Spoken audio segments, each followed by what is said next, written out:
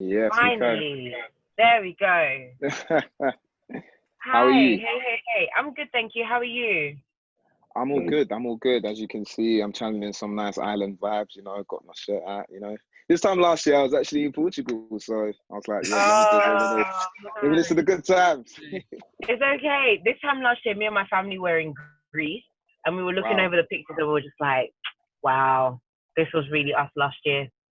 And Yeah, here we are, Corona times. But it's all good. It's all good. you're good. Hey, ma'am, Yeah. how you doing?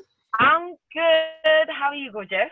I'm good, man. I'm exhausted. It has been a long day, but we move. We're good. Listen, we move. That is actually me right now, but it's okay. We move. We do what we need to do.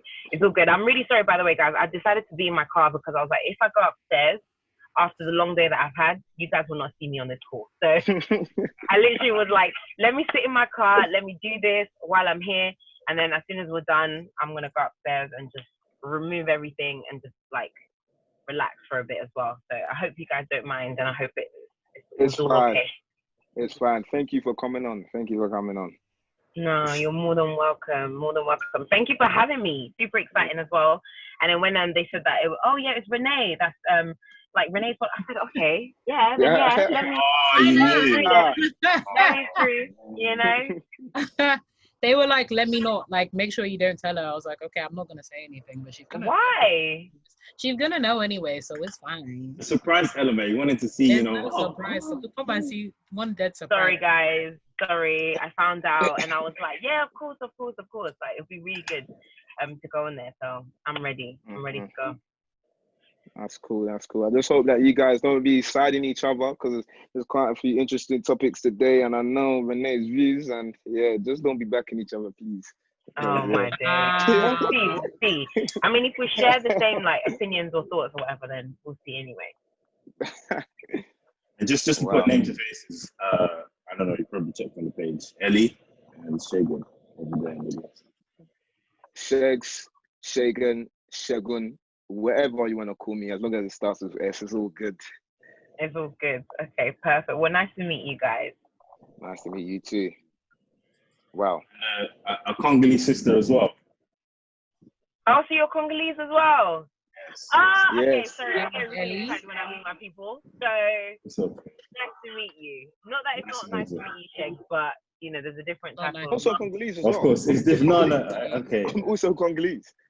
No, you're not. Shegun, you're definitely Nigerian. Thank you. Definitely Nigerian with that name. Please. And said me too. God. No. But it's okay. It's all love. All round, all love. Thank you. Africa, innit? Yeah. Africa as a whole, it's all love. Always. Wow. Well, for those that don't know, Nissy, would you like to just introduce yourself? Just give us a little background on who you are, what you do. Yeah, sure. So my name is Nissy. I always start with, my name is Nissy, and online I go by Nissy Tee. That's like my line. I literally drop it everywhere. But yeah, literally my name is Nissy. Online, my name is Nissy Tee.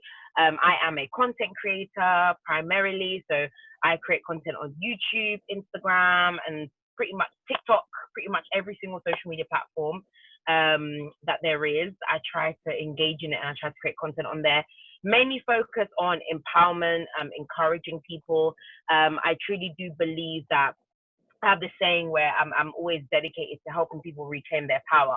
And the reason why I say that is because I am a firm believer that every single one of us carries and possesses power, but sometimes because of life situations and circumstances, we lose that element of that power because of things that people have said or things that have happened or knockdowns that we've had in our own lives. So my kind of aim through using my content is basically try and encourage people to regain that. I'm also a speaker as well, so I do a lot of stuff like this, a lot of events. Normally, I would be going up and down all over the place. Like last year, I traveled quite a lot across the year. I traveled about 9 times across the year last year. Wow. Traveling, some of it was just like fun, personal, like fun. But a lot of it was like traveling internationally for speaking engagements and that sort of thing. Again, with the premise of like encouraging people, motivating people, trying to get people to just remember who they are, really and truly. That's like my main focus. What else can I say? I am also a presenter. I am also the founder of a social media management and branding agency called NT Media. That is my baby, my most recent baby. I gave birth to that baby a couple of months ago. So it's still very, very new. But it's definitely something that I've been thinking about since literally last year. But it just happened to have, it just had to happen at the right time. So I run that, where we basically focus on branding it better for people, helping people to build the brands that they want. So we offer all sorts of services, from whether it be managing social media accounts to creating content, i.e. graphics, graphic design, logo design, web design. So if you need websites, whatever it is, we basically do in terms of encompassing your branding. We also offer consultations and that sort of thing. And I'm trying to think if I've covered everything. I'm a Cambridge graduate, so I graduated in 2017. Renee was on the other side, but it's okay. We still accept Renee, though. She chose the other one, but it's okay. Not even gonna comment anything. We were recently #1. Just wanted to put that out there in case anybody. Okay, well, wait. Cambridge. It's always the Cambridge lot that always come with this energy, but it's okay. It's always love, man. It's always love. It's okay. It's all love. It's all love. It's all love. But I think that's pretty much everything. That's a little bit about myself. I'm just a creator and someone that really does believe that, listen, I've been put on this planet to use my voice and my voice to empower and encourage people.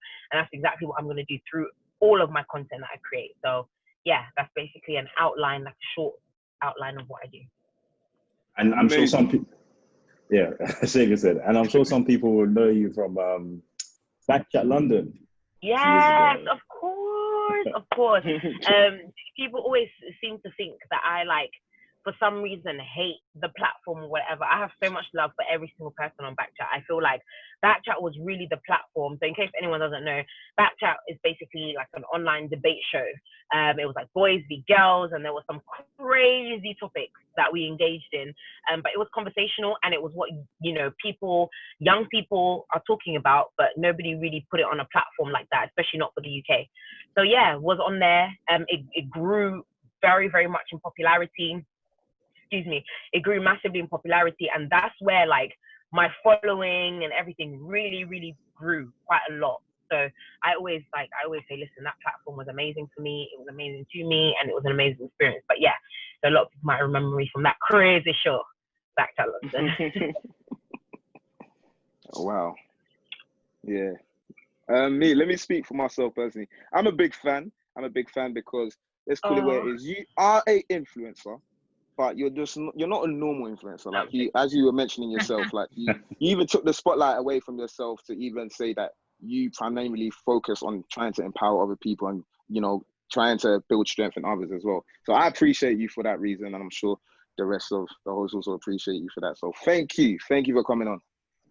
Thank you so much. I really appreciate that. And honestly speaking, sometimes, what, that whole influencer term, sometimes it irks my spirit and my soul, because I feel like that the term has been used to basically just say, I make money online and I just make money from brands and that sort of thing, which there's nothing wrong with it. Make your money, I'm all about. Is that NSG reference? Sorry, I just have to stop you there. Wait. I heard I make money online, and then I just want to say. Yeah.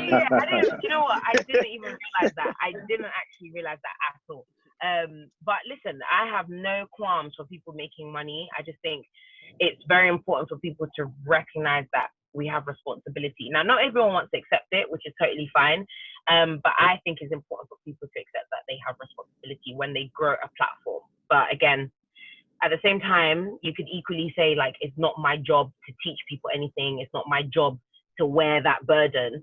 But yeah, that's just my personal opinion anyway. Makes sense. How's the heat treating you? Oh my gosh, don't even talk to me about this heat.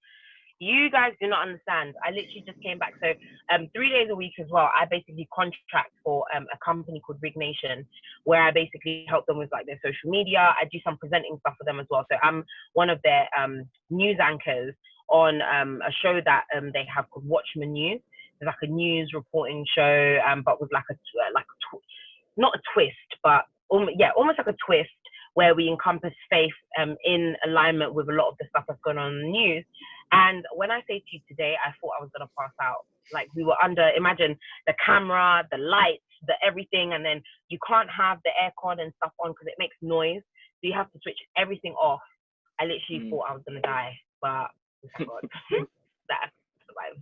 It's been horrible. It's been horrible. Wow. Yeah. Me, I'm not a big fan of of the heat and hot weather.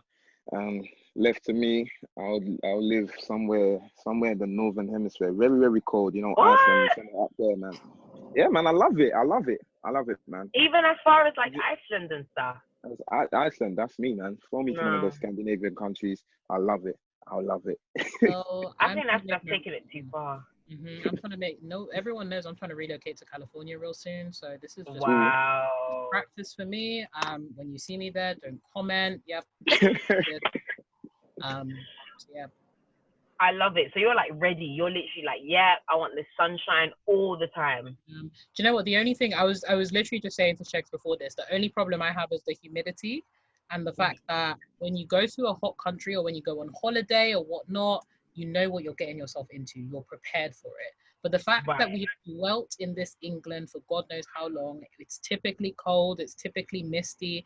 For this heat to just come out of nowhere, and the fact that Breeze seems to be sold separately, like Ellie's out here hugging his fan, people are out like we're literally dire, like we're really in dire conditions here, and it's like this is not what we signed up for when we came to England. But if I went to California or Africa or anywhere that I know is hot, it's like, okay, I know what I'm getting into. But here, you are so right. I think that's what it is. We were unprepared. Nobody warned us. Who told us? Someone should have just warned us and say, okay, guys, get ready. This is happening. Yeah, but isn't this is standard though for this country? That is, we have cold winters, and then when the sun's out, and that's it. Just sun out. Where? I'm seeing temperatures like 33 degrees. Where? In the UK? I definitely saw 30 degrees last year. Sure. I don't know. Maybe it was. Do you know what it is as well? Because it's always so cold. We forget that the sun can come out in this country. So I think we just get so used to the cold, and then when the sun comes out, like, oh my gosh, I can't believe it, and we act like it's something completely brand new when it's really not. Yeah. Boy. I wanted to touch on something. This whole Corona episode as it continues. It's been very challenging. I just want to know, how has it affected you? Like, what have you done during this time? Have you picked up any new hobbies? Have you found any new interests, or what has this time been for you? How's it been like? Yeah, so for me, initially in the beginning, obviously everyone was kind of like, okay, lockdown. I wasn't going into work or anything like that. So I had time to just spend time with my sisters. So I have 3 younger sisters who I'm super, super close with. We're literally like this. And the crazy thing is, when life is happening and you're not really thinking about what's going on, you don't realize how much time you're missing out on, especially with myself, with all the different things that I have going on. And I'm that person that's very like, listen, nobody's going to give anything to you. You have to grind, you have to work hard, you have to hustle. If you want to build, this empire, we talk about, I want to leave a legacy, I want to build an empire. That's not built in one day. You need to go out there and make it happen. So for me, I'm always that person. Like, if you ask Renee, I'm not ever sitting down. Like, I'm always, okay, I'm here. All right, I've got a meeting, I've got this, I've got that, I've got this. There's always something going on in the life of Nissy Tee. And for the first time in years, it was just like you were forced to kind of just be like, you can't go anywhere. You can't, exactly. For me, I would definitely say that it wasn't necessarily complete lockdown, purely because I am obviously a content creator, and a lot of the stuff that I do is online. So even, for example, working with like clients and all that kind of stuff, it happens online. So I didn't completely stop work, but I definitely had more time because I was forced to stay at home. And naturally, when you're working from home, you tend to float about doing other things. So I was spending time with my siblings, jumped on TikTok during quarantine, started messing around on TikTok with my siblings. And then I also started cooking a lot, actually. So I'm somebody that has known how to cook, but just didn't really find the time to cook before. And then literally I was cooking so much all the time, new recipes. And then as we kind of went along, I went back to work again, and then it was just kind of like, oh, okay, all that stuff kind of went out the window a little bit. I'm still spending a lot of time with my family and stuff, but just definitely not as much as kind of like the actual lot, the initial when everyone was like done, lock off, everyone stay at home. So that's been me. What have you guys been up to? What you guys been doing? Sorry, just well, not to interrupt, but before everyone gives their piece, are you and Renee twins by any chance? Because when you're talking about the whole work thing and the whole kitchen, she does the baking, like Yo, Nissy, listen, Nissy, Nissy, when you were talking about being in the kitchen, I was just like, sis, I've been in the kitchen. Like, I was watching your stories. I was just like, girl, I'm tired. Like, ma'am. And I see you, Renee. I know that you've been doing a lot of cooking, a lot of baking, and I'm still waiting for my cupcakes to taste my cake and my sweet treats. I'm just saying. But you know, it's okay. It's coming. All right, I'll wait. I'll wait patiently. I'll wait patiently. And me, I've also been cooking as well. You know, I have. Is he lying? I have. Tell her what you've been cooking. Tell her what you've been cooking. Tell me, please. Because some people will be like, I've been cooking, and they boiled rice. Please but look anyway. at it. Look at it. Listen, for me, yeah, I've been cooking. I can cook, but I mean, during this time, I've just been working with ingredients that I won't necessarily work with on a normal day. Yeah, so I've been working with stuff that is not traditional. Normally, on a normal day, you know, I'll make my rice, make my potatoes, make the normal stuff that you make on a normal working day. But since I've had a bit more free time on my hands, I've been trying to experiment. I've been trying to learn new recipes and do stuff that I haven't been able to do before. My mum can testify to that. I'm a whiz in the Okay, kitchen. like what? I'm not trying to be funny, but Shegs, you've gone round in a big fat There's a lot of You've intro. avoided the one thing that is important, A lot of which is intro. what is it that you've been cooking? Okay, where do we start? What? Chickpea curries, jerk lentils, fried chicken. What else? Just a whole load of different things, man. You know, when you're doing something so much, yeah, that to even, you know, recite it is a bit, a bit overwhelming. You don't know. How many cakes have you baked? That's in terms of quantifying. We're talking about qualitative details. So what is it that you've actually cooked? I can tell you every single flavor that I've cooked. I can tell you every single, like, I can name all of them, right? That's what we were asking. My memory. I did not invest my memory to remember that stuff, but yeah. I can list that was just a little taster. That was just a little taster. A little taster. I was literally just gonna say, you know, one of them ones where Shegs is obviously just saying this so that I don't know if you're in a relationship or whatever, or you're seeking for a wife or seeking for somebody to float along in your life. But you know, these are the type of bars that you drop when you're trying to ginger the girls. You're trying to ginger them. Like, yeah, obviously I'm a cook, I'm a chef. They'll come to your house, you'll feed them boiled rice with raw chicken. That is not me. That's actually not me. That is actually not me. Maybe I should be posting these things a lot more so people can actually see these things. One thing I've also noticed with guys, when it comes to like seasoning chicken, it's either they don't season it at all or they put everything on top of it and they sprinkle parsley on the top. They'll sprinkle the parsley on the top to make it look presentable, but in terms of the taste, you've just put everything in there. That's something that Ellie would do. Like me, I go for distinct flavors. If I'm making lemon pepper, I'm making lemon pepper. If I'm making, like, I don't know. That might be the reason why you couldn't record what you made, because you put everything in what you made. That could be a reason. That might be it, you know. Yeah, you also put everything inside your cakes as well. Of course I don't, which is why I can record to you exactly what I've actually made. But what you guys should take from this is that I've just been working with ingredients. I can name the ingredients, you know, because some of these things I can't really say the name because it's just experimenting. You know, if I'm working with quinoa, I don't know what to call what the dish I made with quinoa, but I know that I use quinoa. You know what I'm saying? But aside from that, I've also been running. I've been doing a lot of running. I just love how you shifted it on me. Because you tried to make me feel bad. But carry on. I'm sweating, man. Too much heat on me. But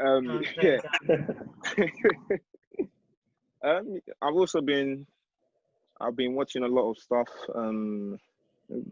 That's pretty much how I've been spending my time. I don't need any extra time with my siblings because they're already here. My youngest brother is already married and he loves to tag along. So yeah, he's not welcome in my room. But yeah, I'll pass it on. Renee, I want to hear what you have been cooking. What have you been cooking? Yeah, sure. So the first thing that I like proper sat down and cooked was probably chocolate fudge brownies, and then I used a vanilla icing on the top of it, and I put some fudge drops on the top. That was like the first thing I ever cooked, and after that, it just kind of spiraled out of control. Really, I made cinnamon rolls after that. I've made puff puff for the longest time, so I really enjoy that. I made blondies, which is basically the non-chocolate version of brownies. I've made Oreo cookie cupcakes, which are actually cookie based on the inside, and then if you open it on the inside, it's got melted milk chocolate. We call it a milk chocolate ganache. I know some of you may not be, well, sorry. It's all right. I know about ganache. I know about that. I know my good sis. I know about that. But for the rest Did of you say you, gash? I don't know what that is. ganache. I didn't say gash. I haven't heard that word in a long time. I haven't heard that word in ages. Oh my goodness. Ganache, for those of us, I know my good sis Nissy knows, but for those of us that are not as well acquainted, it's essentially chocolate with double cream. So yeah, I've made that. What else have I made? I've made Kinder Bueno cupcakes. I've made full-on drip cakes. I've made 3 drip cakes during this time in lockdown. I made my sisters, I made my friends, I made my mother's drip cakes. For my sisters, we had a white chocolate drip cake. For my mum, we had a Kinder Bueno salted caramel based one. And then for my friend, we had a Blue Galaxy based drip cake. What else have we done? We've done all sorts of flavors. We've done fruit. We've done the Mexican Tres Leches cake, which is basically, it's a sweet cake. It has no egg yolks in it, but it's got condensed milk, which is why it's called Tres Leches, because it has 3 milks, right? So we have condensed milk, evaporated milk, and whole milk. And then you have to basically make some holes in the cake and then pour it so that it has some time to marinate in the milks overnight, and then it's nice and fluffy, and then you put some whipped cream. I make my whipped cream from scratch as well. What else have we made? We've made lemon cupcakes as well. We've made pink velvet. We've made red velvet with white chocolate. Need I go on, or is this boring you? At this point, you're just showing off, right? Yeah. I don't showing off at this point. I give up. Renee, you win. There you go. Win. I felt a lot of hostility towards me. I felt like you were just trying to just throw things. I throw my pops, but yeah, I didn't really appreciate that. Oh, just thanks. to let you know. I have a lot of love for you, sir. It's all good. It's all good. Yeah. Listen, when you challenge me, I like to win. So I had to pull out the receipts because I had plenty. Okay. This is normal, by the way. Very normal. Very normal. Okay. Well, after all of that, what can I say? I can't even say anything, can I, mate? I can't even say anything. Well, first of all, I'll confess that I'm not a cook kind of guy. I'll confess that. Boy. During lockdown, I think one of the big things was exercise, being like a kind of sporty football gym kind of guy. Obviously not been able to go to the gym during lockdown. I've kind of built a lot of discipline in terms of literally, I'm not exaggerating, but every day, I think for the past 3 months, I've been doing some sort of exercise at home, to the point where I'm not in a rush to go back to the gym. Obviously, there's different weights and different machines and stuff like that, but with the different things I've been experimenting with, YouTube and stuff, there's not really a big rush necessarily to go back. I read some really good books, accountancy books, financial literacy books, because obviously I think it's really big and important for us to be clued up on that. Yeah, from the top of my head, those are the 2 things I kind of remember. It was good. Learned a lot, especially appreciating the now. I think everyone generally learned a lot in terms of with life and everything slowing down. I have a mum who's a senior nurse, and before lockdown, she would be working almost every day, days, nights. But when I've been visiting her over the couple 2 weeks, she's been telling me that she works less now, she's working 3 days a week. She's toned down a lot. So I think that's probably one of the main lessons I learned, and everyone kind of took it as well. That's my piece. That's my humble piece. Humble, okay? Yeah. I love that. I love that. Yeah, I like that as well. It was very humble. That's nice. Humility is important. Humility is important. It's important. I think that's even a nice segue into into the topic, or rather the question of humility when it comes to finances. But alas, I'll let you, Segun. Wow. I'll let you take that one.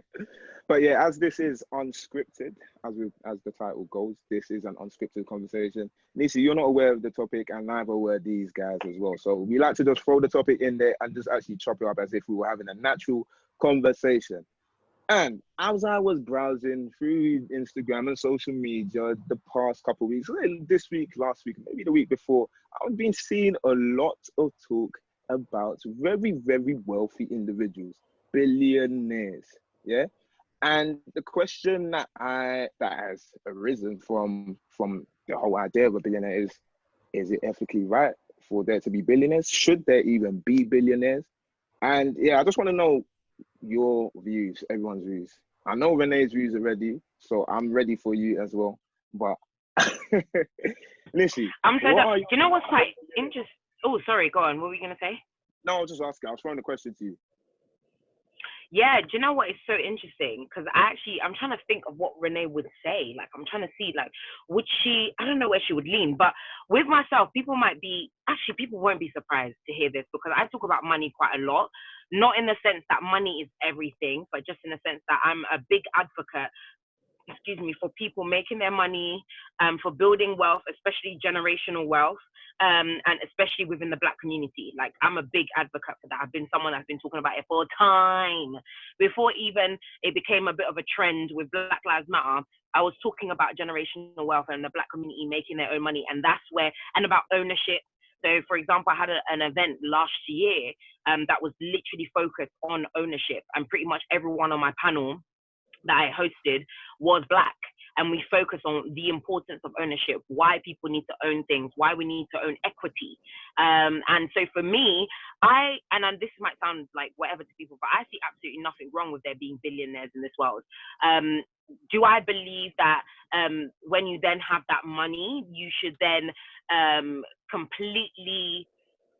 it should be completely self-indulgent? I don't personally believe that. I believe that we've all been called onto this planet to have a responsibility for one another, and that we should feel the need, at least within yourself. Like, there should be something that says, I have so much. There's other people on the other side of the world, or not even the other side of the world, outside of my doorstep, that have so little. If I can do something about it and I have the resources to do it, I would like to do that. However, I'm also a big believer in giving people the choice to do what they want with their money. It is nobody else's business to tell Jeff Bezos, as a billionaire, how he should be spending his money. I'm so sorry, but you're not Amazon. You didn't build Amazon. He built it. He did whatever was necessary for him to build that business, and he can spend his money how he wishes. So I think that's the difference for me. Like, I'm not gonna lie, I'm a capitalist at heart. I'm definitely a capitalist, tiny bit of a socialist, but I am definitely a capitalist at heart. I'm all about building businesses. I'm all about creating your own, about some things being privatized, i.e. business, and being able to have your own, being able to make your own decisions. Like, I don't believe that government should be making decisions about, businesses and how much taxes we should be paying. Personally speaking, I don't mind there being a pot that we put money in to help others, but I just think that is a bit nonsensical to charge people like 40%. Anyway, I'm going too deep. Ultimately, just to kind of say, I see nothing wrong with being a billionaire. I plan to be one of those people. I plan to be a billionaire, trillionaire, whatever it is. Because that's how. Thank you very much. Amen. But I plan to be one of those people, and I know that there's going to be people telling me how I should spend my money and how I shouldn't dress my kids in certain clothes, or how I shouldn't do this and I shouldn't do that. But that's none of their business. I worked hard, I made my money, and I have a heart for people anyway. So I know that I'm going to be setting up organizations. There's so many things that I've even spoken about on my YouTube channel about how I want to utilize my resources, things that I want to do back home in Congo. And so that's my business. And I just believe that that's how it should be, but that's me personally anyway. So it'll be interesting to hear your different opinions. See, this is why I'm a fan. So I'm assuming you're kind of in a similar like state. I completely agree with everything that you just said right there. I completely agree. Ellie, please let me know where you stand. Yeah, I was gonna say I should step in before you and Renee go out again. Oh God. Oh God. Should there be billionaires? I think I agree. I think with what Nissy said. I think if you've put in the work, you've put in the effort, you've made the sacrifices necessary to amass that amount of wealth, I don't see why you shouldn't be. But then I guess it's what you use that your platform, the money you've amassed for.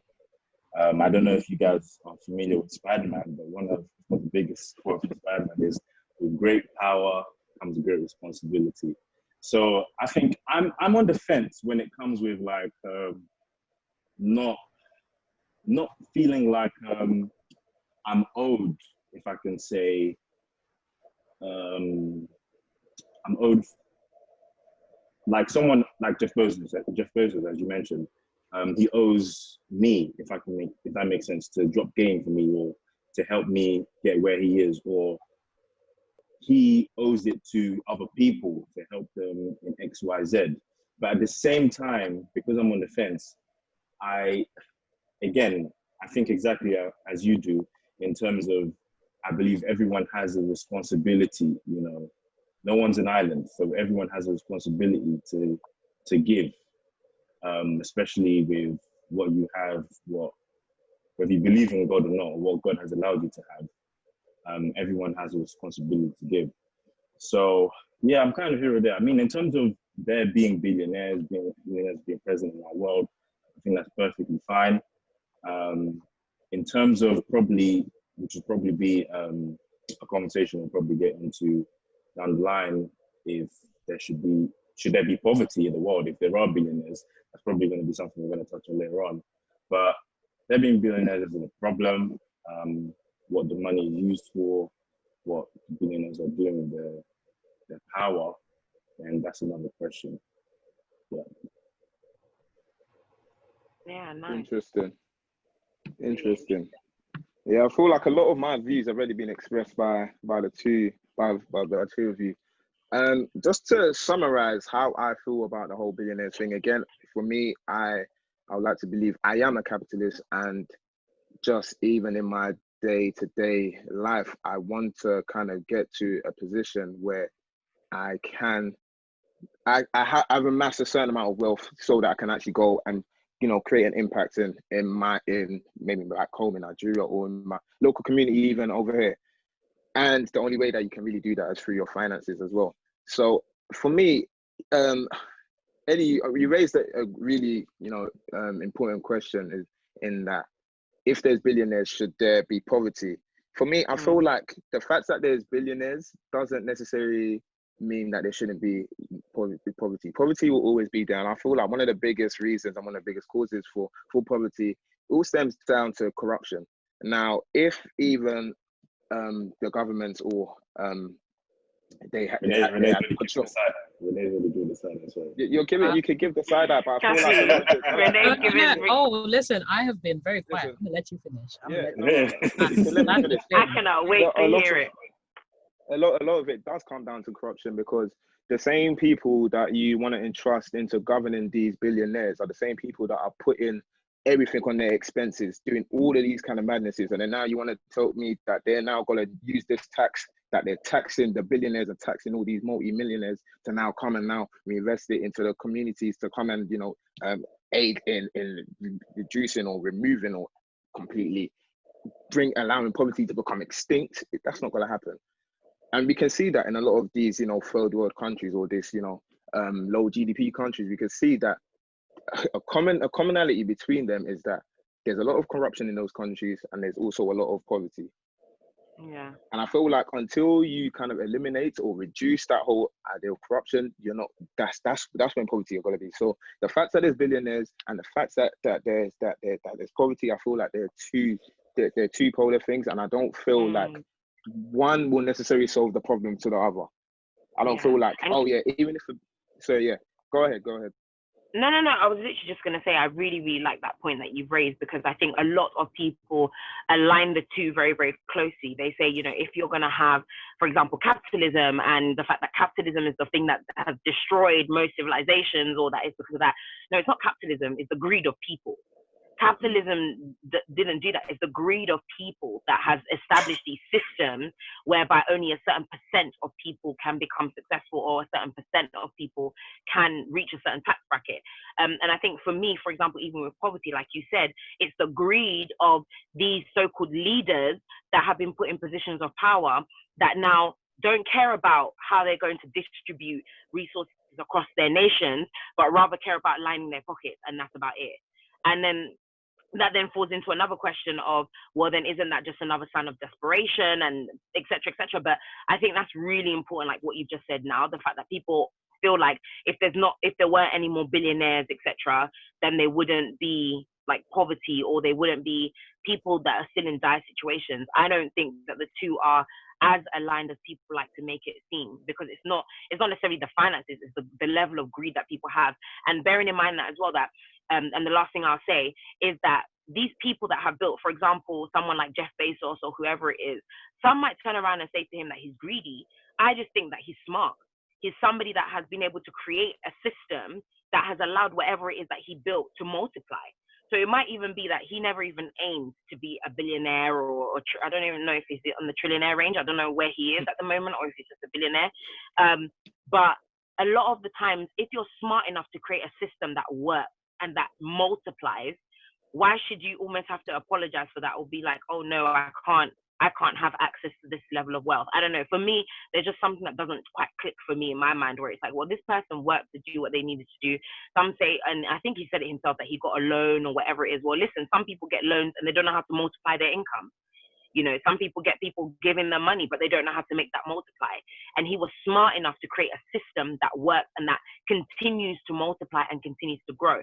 He was smart enough to crack that code. You know, if you want to compete, we like that's the somewhat beauty of a capitalist society. Yes, it's not always equal. It's not always, there's always, you know, different barriers that people will face. But in you know, to some degree, you still have the capability. If you really want to compete, you can compete. So I don't know. That's where I'm kind of at the moment. But I like the fact that you brought up the thing about like poverty, because I think a lot of people align that, they're like, oh, people should share their money across everywhere. And I'm like, we're not in communist China. I'm sorry, but I don't know. But anyway, I want to hear Renee. That's what I want to hear. Waiting for. Like, Renee has been quiet, and I just want to hear like what interesting. Because I don't know where you would fall into this. Yeah, sometimes you gotta listen and like take in and hear the arguments first, and like the debates and stuff before you give your opinion. And that's very much what I was trying to do, and like soak in the different viewpoints and stuff.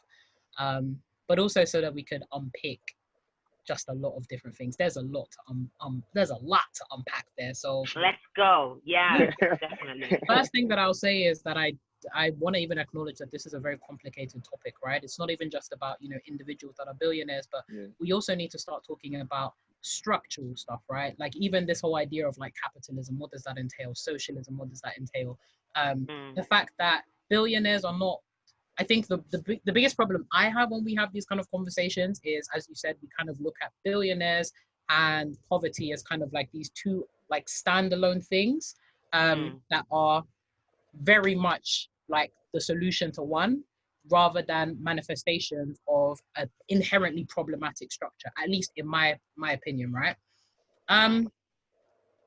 The concept, right, of capitalism, the concept of billionaires, the concept of wealth is not a problem to me. Me too, I aspire to be wealthy.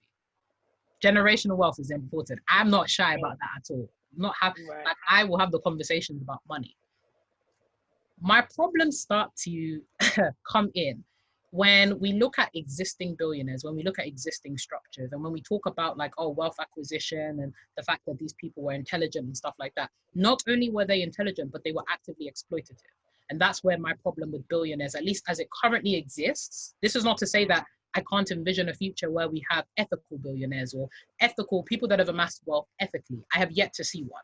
And that's my biggest problem, insofar as there's hardly any billionaire that you can point to me today and say that they have amassed their wealth entirely ethically. Like, and I've done the research. I did, because Lord knows if I'm trying to be a billionaire, I'm trying to see what they're doing to amass that wealth, right?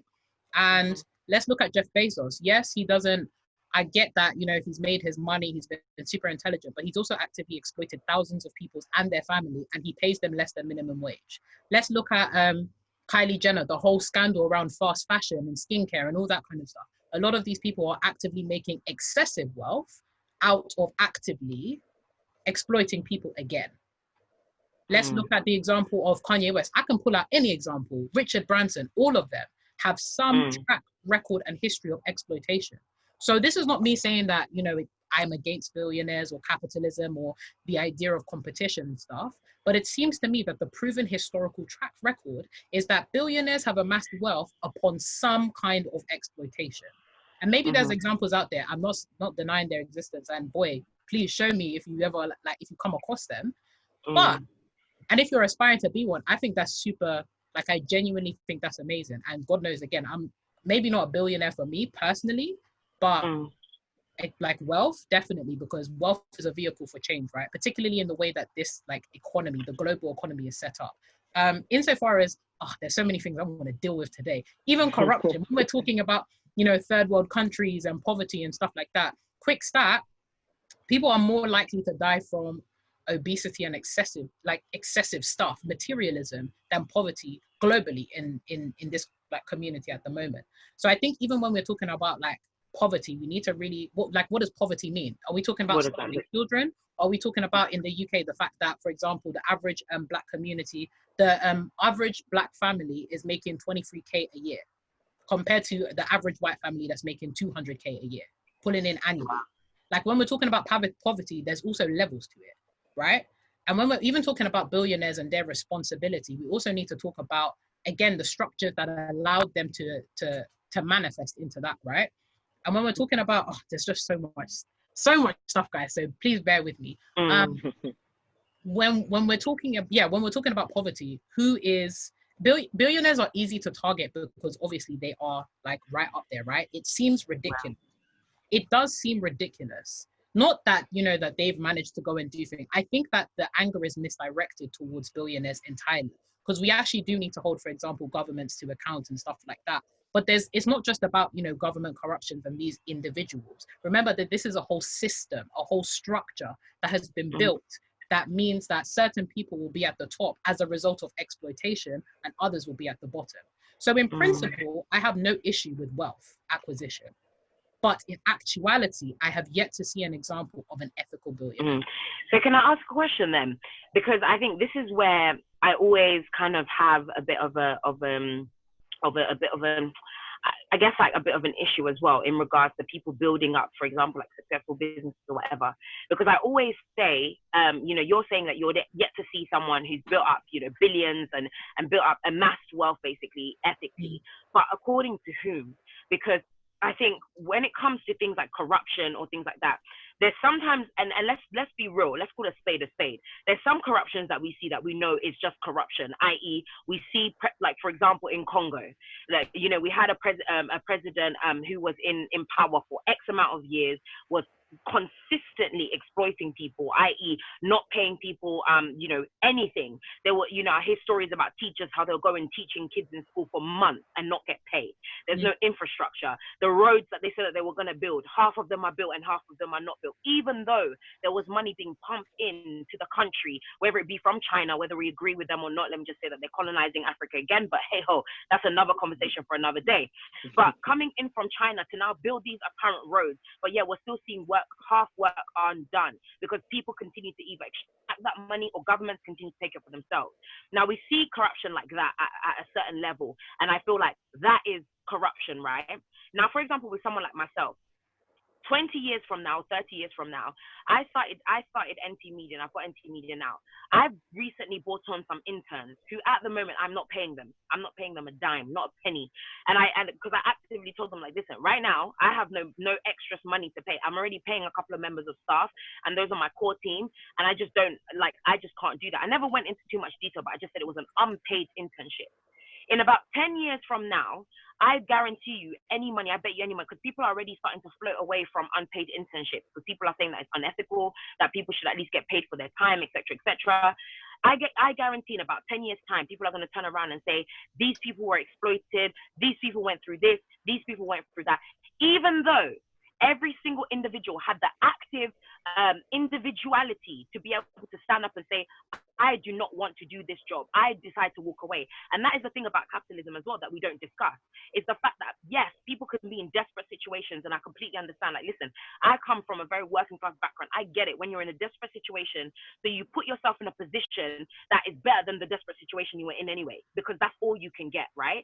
But at the very same time, the person as an individual still also has a choice whether or not they want to accept that. So for example, if 20 years from now, the interns that once worked for me turn around and say, Nissy Tee, this company, she built it, she exploited all of us because she didn't pay us anything, not a penny, right? She didn't pay us anything for our internship.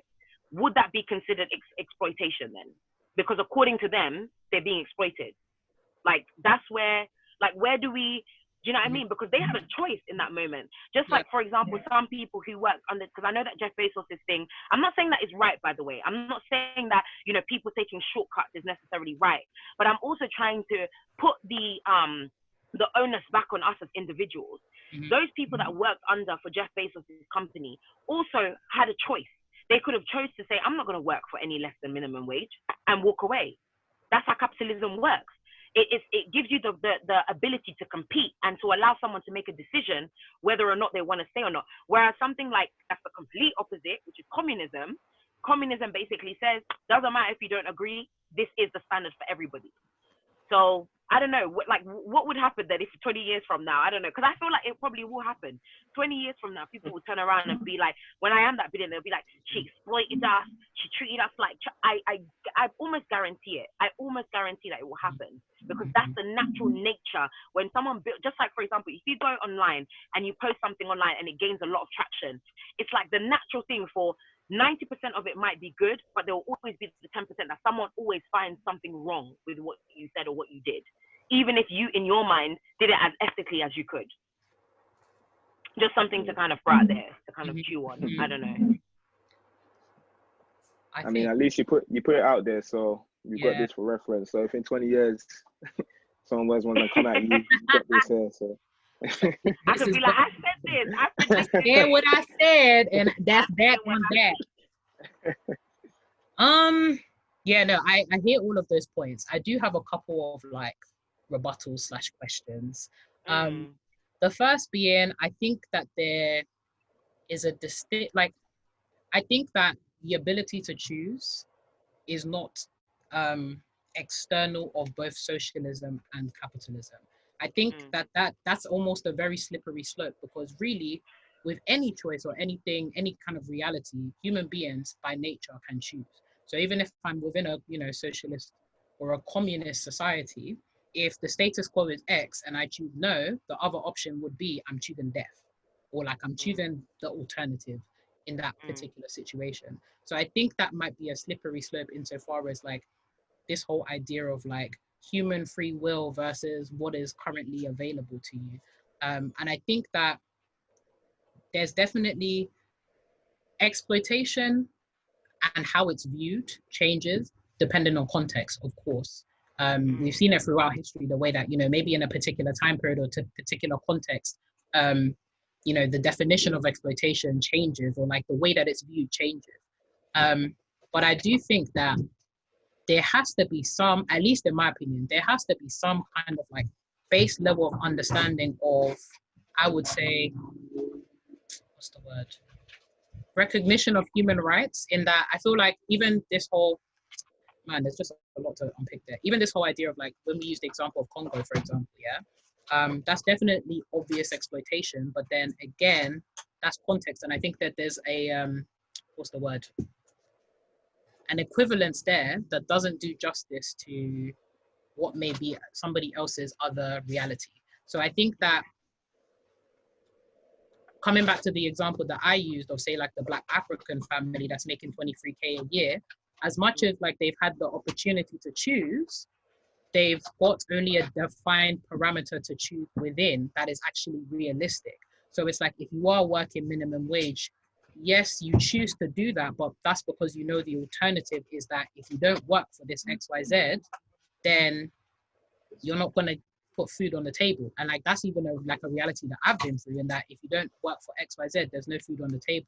So I think, again, we need to be cognizant and understand how structurally the choices that people make within this exploitative system means that it's very difficult for them to actually maneuver that, right? And like, I get that there's some people that are like, oh, do you know what? I'm going to hustle, I'm going to grind. And I'm very much of that mentality. But it's actually not easy for a lot of people. And like, I don't blame people that are like, do you know what? This is actually the hand that I've been dealt. And I'm going to have to like do it, if that makes sense. So I think that it's not necessarily about saying that, or like whether this particular billionaire, again, I don't dispute the fact that billionaires, like ethical ones, exist, but it's more so, how can we hold the systems which they like crop up in accountable? Like, how can we set a standard? And maybe that's the problem, the fact that we don't have a universal standard of what is, you know, acceptable in, you know, what is the baseline basically. And the fact that that changes across regions and across countries is like, it's important. And I think even the example that you use, Nissy, I don't, like, personally, I don't see that as bad, because within the defined parameters of those choices, those at least for me, like the extremes are like, oh, if they have no access to like clean like water, or if they don't have you know, amenable working terms and that kind of stuff. I'm sure that you considered these things, and you also said, look, this is the deal that you guys are going to get. And it's also not a case of like, you are actually a billionaire right now, but in the context of somebody that's actually a billionaire right now, like, you actually have money, and there are people that are living in like, this is not even on a human rights level, this is not even livable for people in the UK, but people like in third world countries. There are some people who are actively living way below the poverty line. Like, United Nations should be knocking on your door right now, and you have the means, but you're not doing it. So that's where my kind of like, I feel uncomfortable with it. Like, when that happens, like the extremes. But in your example, it's kind of like, okay, like, this is actually ethical and within defined parameters. And the fact that, again, you don't actually have access to that excessive wealth.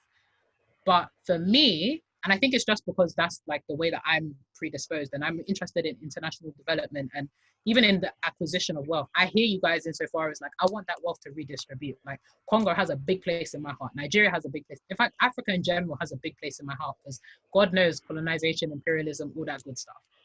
But fact of the matter is, there are billionaires out there with people that are working for them in substandard conditions. Like, even when we're thinking about Congo is even a great example, because there are people, like, when we're thinking about our iPhones, for example, what is the minerals that are being used in these iPhones? Cobalt. Like, I have seen how they have been working kids in the mines there, and the people that are profiting off of these things are billionaires. But I'm not seeing any pressure. Like, I'm not seeing any. Like, but you know what's so crazy about stuff like that as well? It's like, we can't then go for the billionaires when we're the people that create the demand. Yeah. And that's the maddest thing, because we will make it be like, oh, you know, because apparently, I literally just even saw, this is such a great topic to talk about, because I just saw an article today that said that the CEO of Apple is now a billionaire for the first time in his life. He's now crossed that line.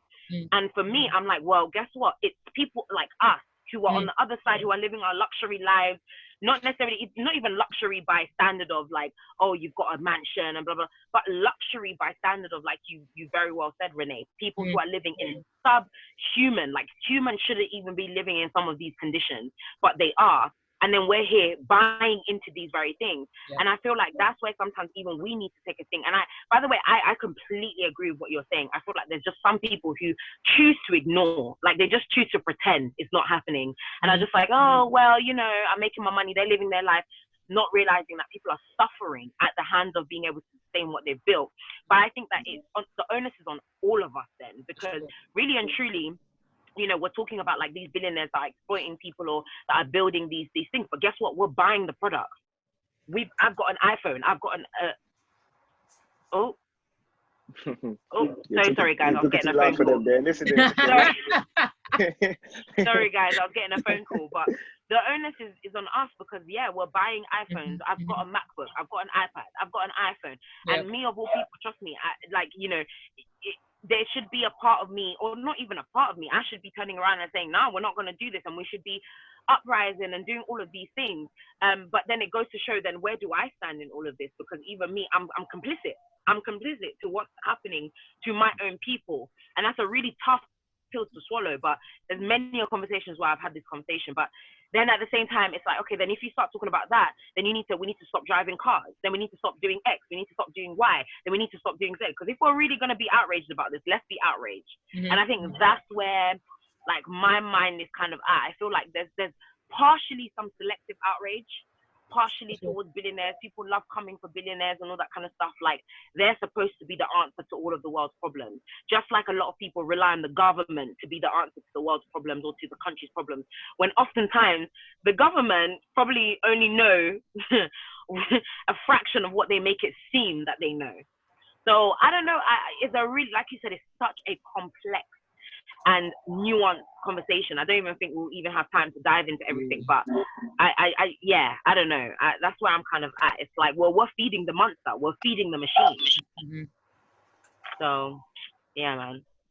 Completely agree. It's definitely a very complex conversation to have, because if you actually think about it, like if you wanted to actually define the parameters of the whole idea of exploitation, we can be here all evening as well.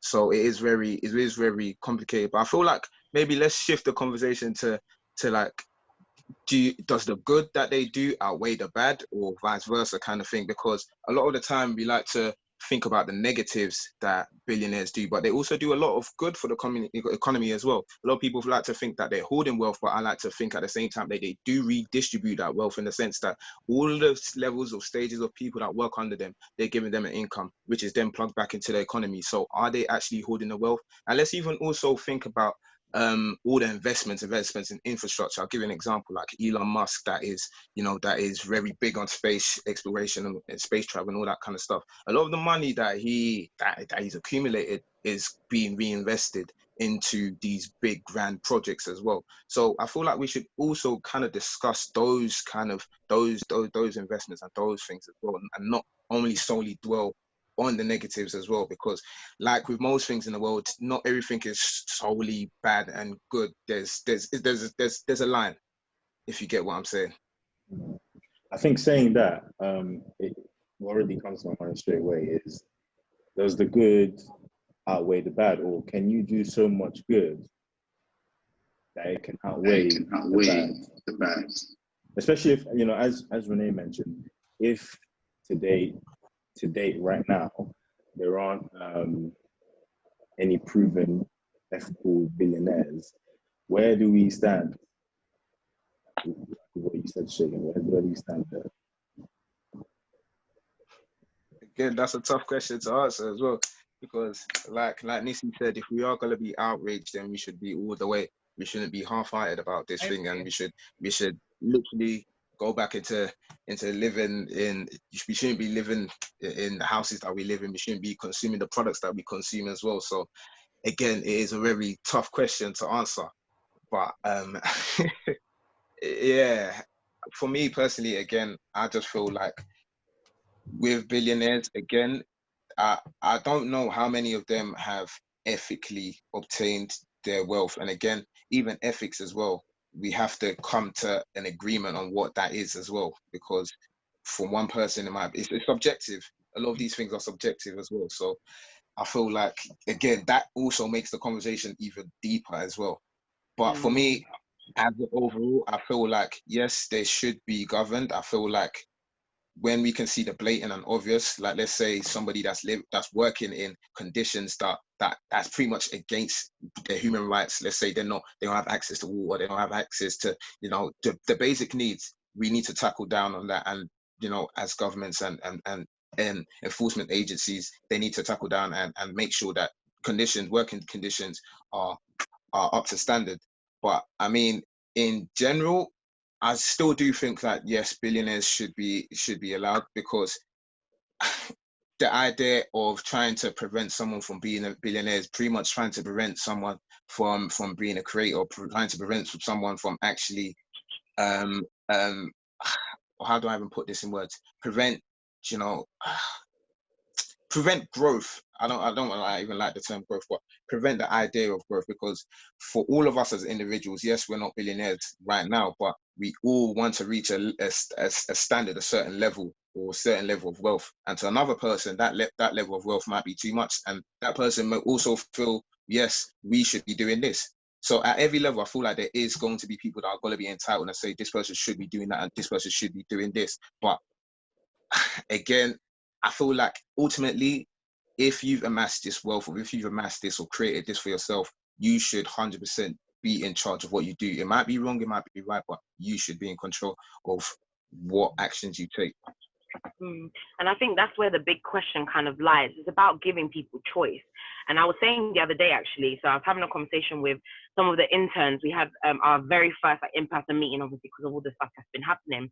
And we were having a conversation about whether or not we should basically engage in a particular type of campaign based on just some of like my personal beliefs and the beliefs obviously that create the foundation of my business, because it's my business. And she was saying, like, you know, I believe that, you know, we shouldn't discriminate and that we should basically be equal.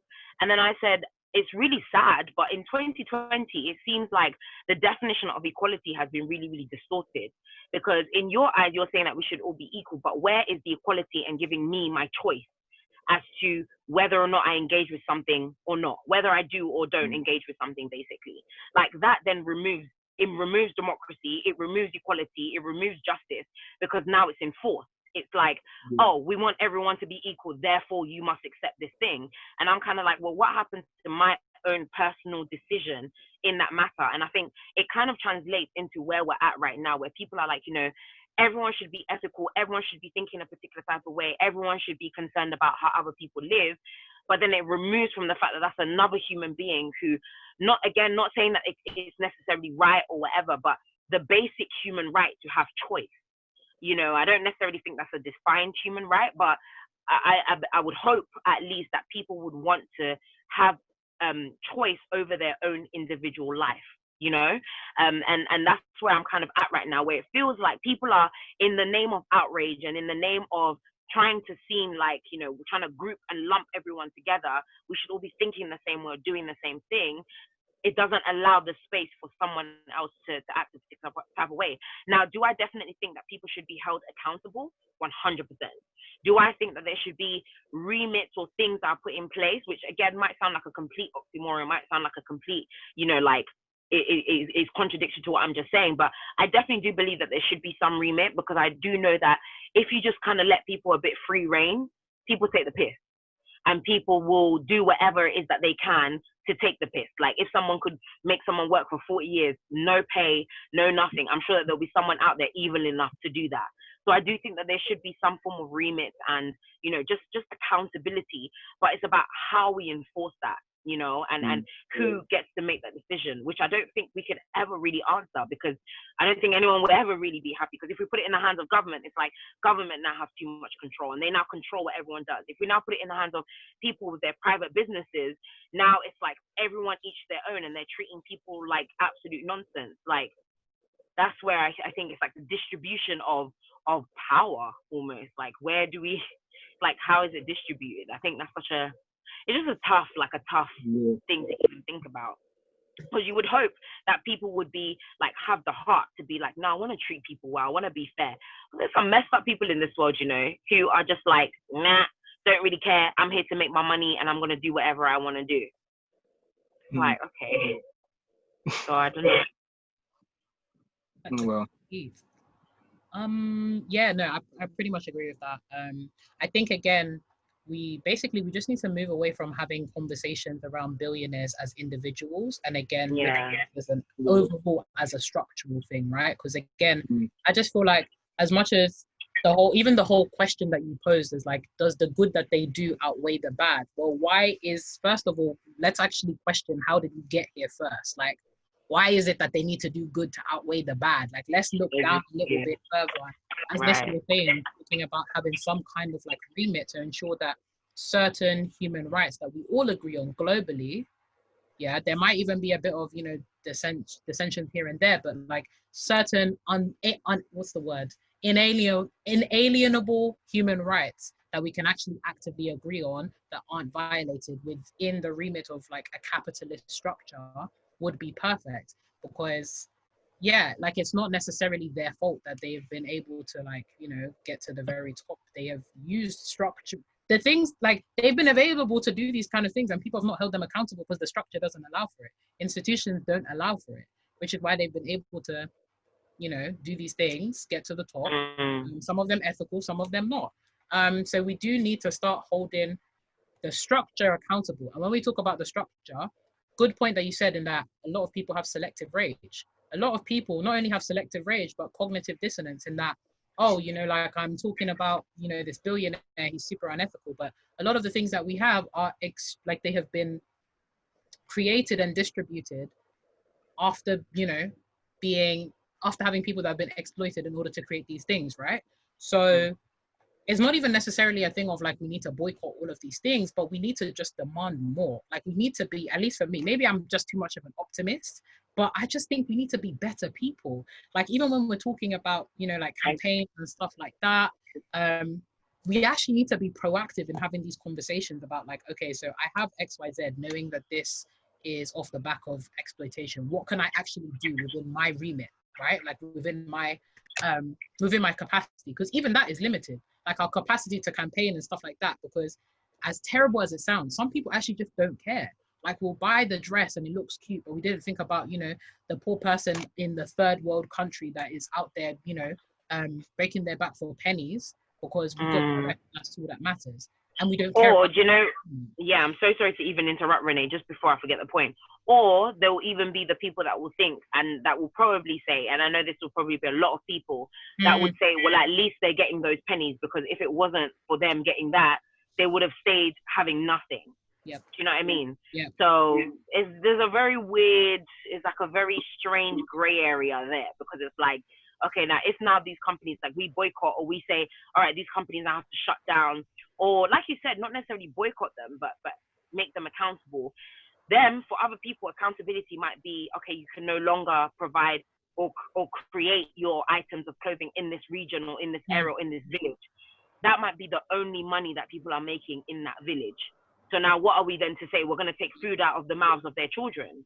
Like, what? That's even another thing. Is that ethical on our part to now force people into a situation where they don't? You know, because that's going to be a lot of people. They'll just be like, all right, we'll remove ourselves then, rather than actually trying to fix the issue. Some people will just be like, I'm just going to, all right, no problem. This is too much stress. I don't want to deal with this. I'll remove myself. Just like a lot of people, that's why you see a lot of people who are rich and whatever in the UK, they'll go and hide their money on offshore accounts, because it's just like, forget it. I ain't got time to be out here being all stressed about all of these taxes and da-da-da-da.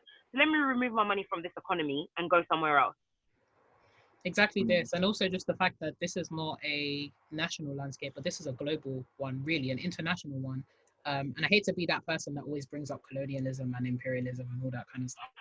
But bring it up, sis, because it plays like this is the reason why these things have been able to progress for so long. Like Nissy, I know you made the point on neo-colonialism in Congo with the Chinese and stuff like that, and I know we don't have time to go deep into that.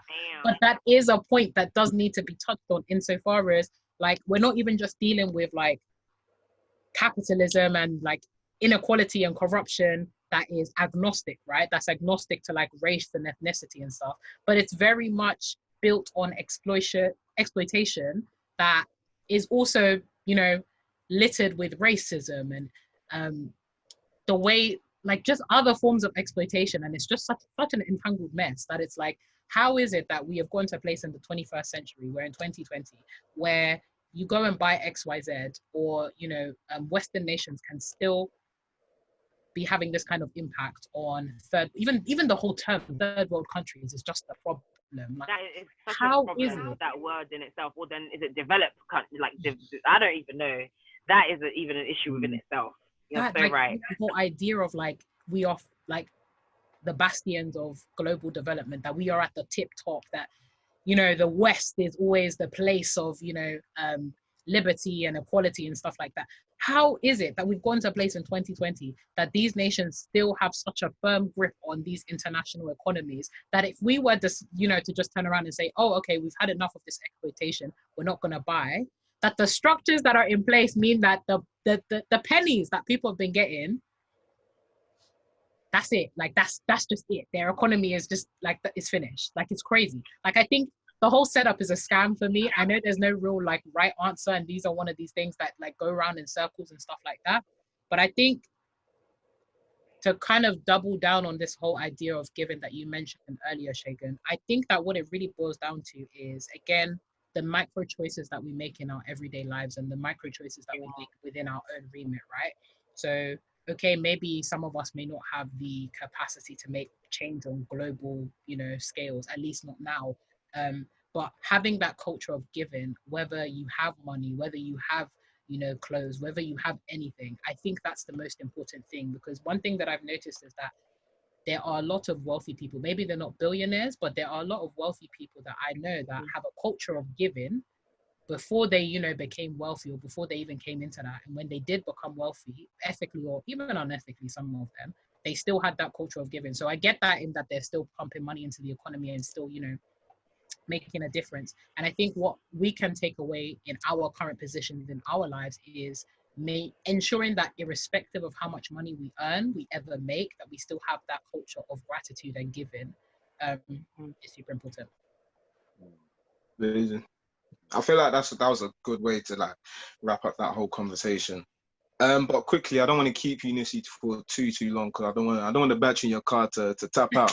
I don't want to. I'm literally like, I'm thinking that I've been here for like an hour, over an hour. I'm like, please, Lord, let my car be okay for me to drive it tomorrow. But quickly, I just wanted to touch on something that I have been seeing also on social media during this week, and it's the whole idea of broke shaming. Are you aware of the term broke shaming? I've definitely heard it before, but I didn't know that it was happening, or it was like there was something going on social media. What's been going on? Yeah, so Twitter is a place where I like to stay away from, but sometimes I just like to, you know, just to see what kind of mess people are talking about. But yeah, broke shaming, just like body shaming or any other kind of shaming, is pretty much just the idea of kind of belittling someone or taking the piss out of someone due to their financial status. So let's say somebody does not have up to the funds that you may have. It is all right for them to now belittle you or call you broke, or, you know, just make you feel like you are not worthy. And I know that, yes, we are all going to agree and say that broke shaming is not a good thing. But I just wanted to kind of just chop it up and try and understand how we got to a place where people feel like it's all right to belittle someone just based on their financial status. Do you know what? Honestly, I think it's just down to personal insecurity. I really do believe that, you know, I'm a firm believer in hurt people. I know it's such a cheesy term to use, but I genuinely believe that a lot of people, especially, one thing that I want everyone to understand, and I'm sure you guys know anyway, but for anyone that doesn't seem to understand, social media is a very constructed, quote unquote, fake space, right? I just say fake in the sense that it's very constructed. So for example, even with myself, before I post something on Instagram, and while I try as much as I can to keep it 100, talk from a place of just personal experience or whatever it is, and I try and keep it 100 as much as possible, I am still somebody who, before I post something on Instagram, I add filters. I might smooth up my face a little bit on Facetune. I might do whatever. I might do small, and if I've got a stain somewhere, I'll do a little patch on Facetune to remove that stain. Social media is structured, and the fact that we put so much onus on social media, it's just like there should be nothing on social media that shocks us anymore. Like, so this whole broke shaming thing is just a bunch of people who, number one, if in real life, they will probably never have the energy to stand in front of someone's face and say this to them. Please. Number two, it's probably a whole bunch of people who are insecure, who maybe have grown up in poverty themselves or are still in poverty, and who, in order for them to make themselves feel better, want to go and attack people. Or number three, people who are just jobless and who have too much time. Because I'm so sorry, if you're really out here making your money, who has time to now be cussing someone else out in regards to how much money they have in the bank account? Why are you so pressed as to what somebody else has in the bank account? Why? It means you're jobless. You're actually jobless. You're spending too much time on social media. Get off on social media and do what you need to do. Now, do I certainly believe that people can have constructive conversations about, okay, if you're, maybe you're on one level and you want to help people to get to another level? Yes. But you just have to be aware that you need to be careful as to how you have those conversations, because if it now comes from, comes very different, i.e. we know that you're just saying it because you're just trying to make someone feel bad, then that's a problem, and in fact, you should get dragged. Not that I believe in cancel culture, but get dragged so you can at least learn, and then you can come back onto social media. But I honestly find it like the most weirdest, ridiculous thing, because, and another thing, and this is what I'll end it with, because I really have to go in a second, but the one thing that I'll end it with as well is the fact that so many people do not realize that, yes, you could be super rich today, but you do not know what can happen tomorrow. You could literally lose everything tomorrow. And yet you're here shaming people online. Like, I would love to be a fly on the wall to be able to see how they would respond if they were in, number one, the same situation, or number two, they just lost everything. Not that I would wish that on anybody, but that's the reality. Wealth is one of those things, especially if you're not careful, it could come today and be gone tomorrow. So that's all I have to say about that, to be honest with you. Wow. I feel like that's all that needs to be said about that as well. I feel like you just wrapped up the whole thing. I did. On that note, wow. I did want to add one more thing that I was going to say, like you saying that and with what Nissy said, the way I see it as well is like, if in the case, you are shaming someone for having less money, since we're talking monetary, for me, I see it sad to a point where you have so much, or however that so much may be, but that's not even enough for you. It's like you're sitting at the table, you've got a plate full, you got a buffet of everything. Somebody else has probably much less than you, but that's not even enough for you. It's not even enough for you because you're looking at someone who has even less and feel the need to. I'm sure you guys understand the dynamic. So yeah, that's all I feel. Renee, did you want to add anything? Oh, I didn't really want to add. I'm conscious Nissy has to go. It's really almost 10 p.m. But yeah, she literally, I was clapping while she was speaking. She literally took every single thought that was in my head. Like I've said constantly, like if you spend time on social media actively discouraging and breaking people down, it is clear to me that you don't have a business that pays you, which is why you're minding other people's business. And not only must you seek help, but you should also seek meaningful employment, because I just don't understand why. I just don't get it. Like with any other thing in life where, you actually actively come on social media with the intention of making somebody feel less than, knowing that you're probably projecting a lot of issues that you are facing in your own life. Like that's the weirdest thing that I've seen. Like some people will come on social media, say all sorts of stuff, but if you check them in their home life, or if you like learn more about them in person, they don't have that same crud. So yeah, in conclusion, mind the business that pays you. That is it. Amen to that. That should even be found in scripture. Mind the business that pays you. I like that. I like that. Hey, I'll definitely be writing that one down. But yes, Nissy's been lovely. We really appreciate you coming on, because yeah, you dropped a lot of words of wisdom. I personally learned a lot as well. And yeah, thanks for coming on. This is Unscripted. You're welcome anytime. Hopefully when this whole, this whole crisis has passed, you'll be able to meet up physically. But thank you for your time, and I hope you have a lovely evening. Thank you so much for having me. I really appreciate it, and the conversation was amazing.